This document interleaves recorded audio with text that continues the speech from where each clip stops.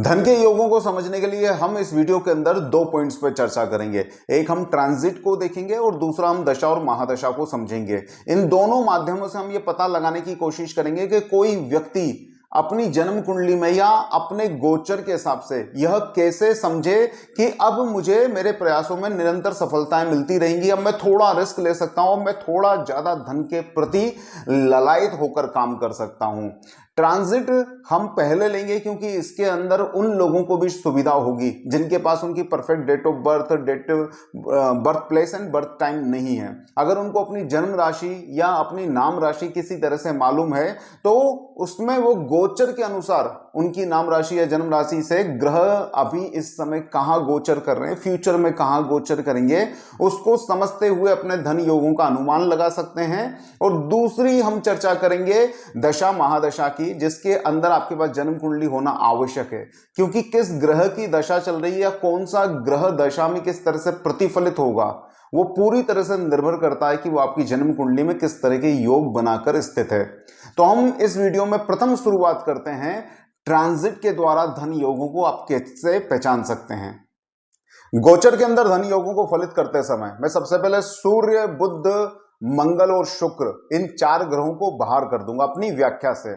मैं यह इसलिए कर रहा हूं क्योंकि मेरे अनुभव में जो थोड़ा बहुत मैंने स्टडी किया है, थोड़ा बहुत मैंने गोचर को समझा है, उसके अंदर इन चारों ग्रहों का जो गोचरीय इफेक्ट होता है किसी ह्यूमन बीइंग पर, वो लगभग निग्लिजिबल होता है। इनका प्रभाव सीधे सीधे संपूर्ण संसार पे आता है, एक बहुत बड़ी क्वांटिटी में फेर बदल कर सकते हैं। इसकी चर्चा मैं आगे किसी वीडियो में करूंगा। लेकिन अब चूंकि शनि, गुरु और राहु केतु 1.5 साल, 2 साल, 2.5 साल के अंदर अपना स्थान परिवर्तन करते हैं और निरंतर वीडियो बनाना ही जिसका लक्ष्य है, उनको फिर ये छोटे छोटे समय के अंदर ट्रांजिट करने वाले ग्रहों के भी वीडियो बना देते हैं और इसके द्वारा भी आपको बताते हैं कि अब आप करोड़पति बनने वाले हैं या अरबपति बनने वाले हैं। तो हम यहां पर चर्चा करेंगे सिर्फ उन 4 प्लैनेट्स की जो वास्तव में ह्यूमंस के ऊपर सीधा कोई इफेक्ट डाल सकते हैं और जिसके गोचर में परिवर्तन होने पर आपको अपने जीवन के अंदर अनायास ही परिवर्तन अनुभव होंगे। ये चारों ग्रह हैं, गुरु, शनि, राहु और केतु। तो हम इन चारों ग्रहों को और इनके गोचर को समझते हैं, ये कैसे आपको धन दे सकते हैं या धन नहीं दे सकते, धन को छीन सकते हैं। जनवरी 2020 शनि ने अपनी मकर राशि के अंदर प्रवेश किया। तब आपने देखा होगा अधिकतर एस्ट्रोलॉजर या लगभग सभी के सभी ज्योतिषियों ने, आप उस समय के यूट्यूब वीडियोस निकाल के देखिए, वो ईयरली प्रिडिक्शंस जो आप देखते हैं वो सब देखिए।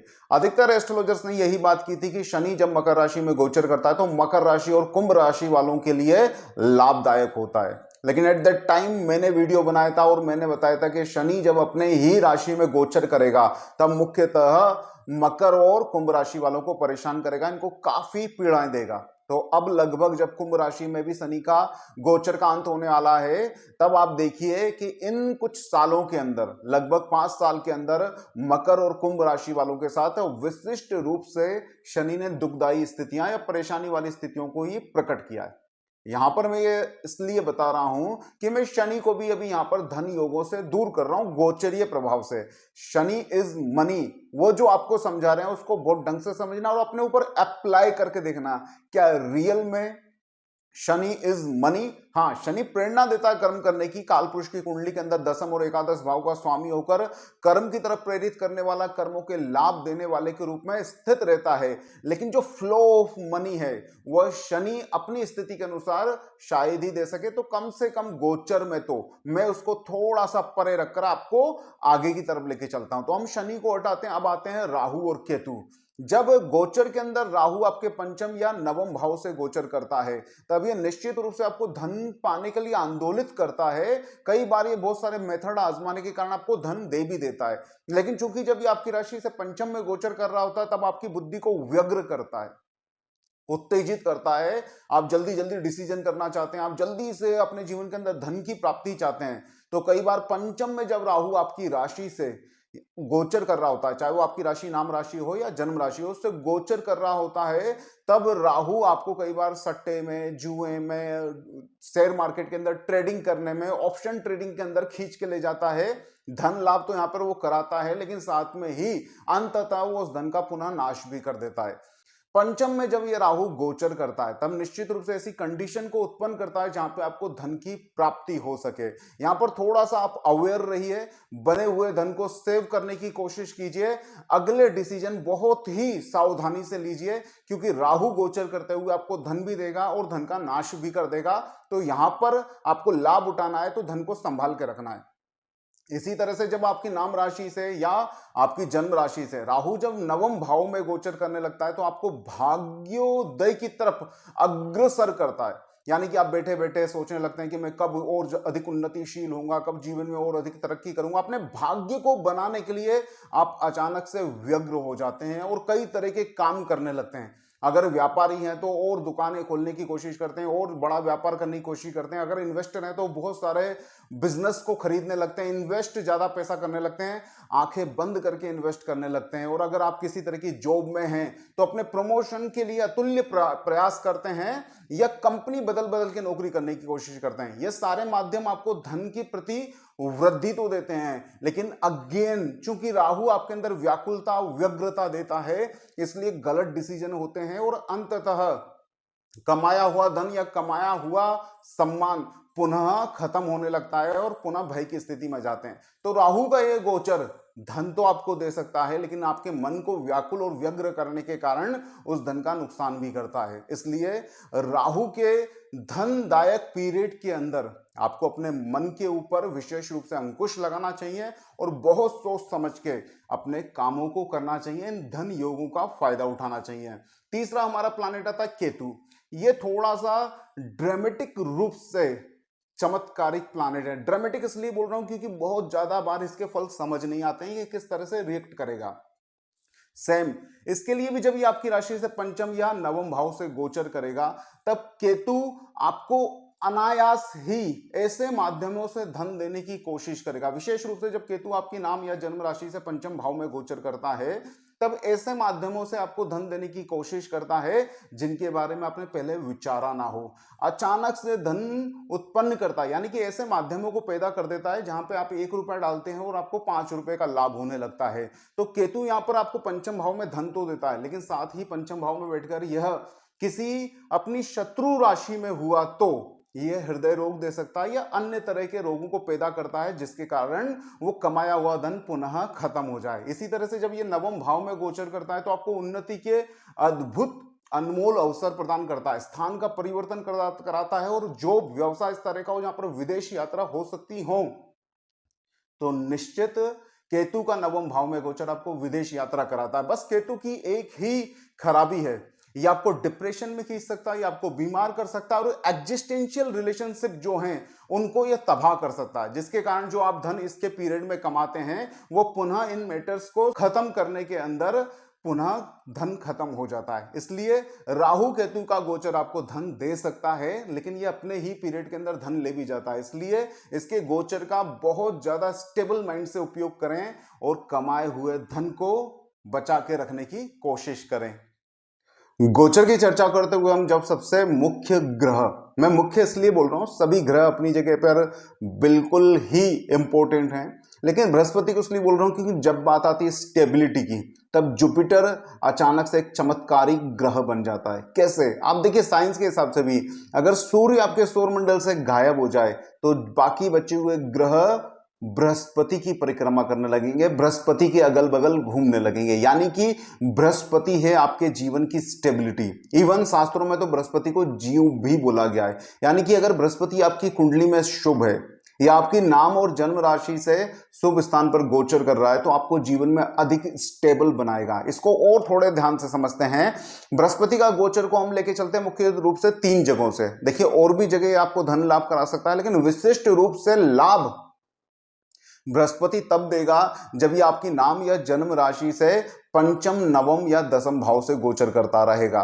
देखिए पंचम और नवम में गोचर करता हुआ बृहस्पति सबसे ज्यादा विशिष्ट कैसे होता है, क्योंकि आपकी मुख्यतः राशि को ही देखने लगता है। अपनी पंचम भाव में बैठकर नवम दृष्टि से आपकी राशि को देखता है और नवम भाव में बैठकर पंचम दृष्टि से आपकी राशि को देखता है, जिसके कारण आपका मस्तिष्क एकदम शांत हो जाता है, स्टेबल हो जाता है, ज्यादा फ्यूचरिस्टिक डिसीजन ले पाते हो, ज्यादा सही ढंग से इन्वेस्ट कर पाते हो। जुपिटर का जो गोचर का काल है शुभ होता हुआ पंचम, नवम और दसम में, यह ना सिर्फ उस पीरियड के अंदर आपको धन देता है, उस पीरियड के अंदर आपको सुटेबिलिटी, स्टेबिलिटी देता है, बल्कि उस समय आप ऐसे कुछ निर्णय लेते हो कि नियर भविष्य में भी आपको धन की प्राप्ति होती रहे या आपका धन समुचित रूप से व्यवस्थित जगह इन्वेस्ट रहे।